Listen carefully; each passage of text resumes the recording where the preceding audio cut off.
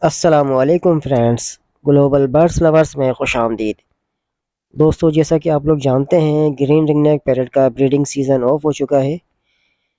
Crystal bird والے آپ کے لیے ایک بیبی لے کر آئے ہیں۔ ان کے پاس لاسٹ بیبی موجود ہے، فل کورڈ بیبی ہے، ابھی ہینڈ فیٹ پر ہے۔ اگر آپ لوگ یہ بیبی لینا چاہتے ہیں تو عید الاضحیٰ کے اسپیشل موقع پر آپ کو اسپیشل ڈسکاؤنٹ دیا جا رہا ہے۔ دوستو اس بیبی کی ڈیمانڈ کی جا رہی ہے صرف اور صرف 4500 روپے، جبکہ آف سیزن کے اندر بیبی کی پرائس کافی زیادہ ہوتی ہے۔ 4500 روپے کافی ریزنیبل پرائز ہے۔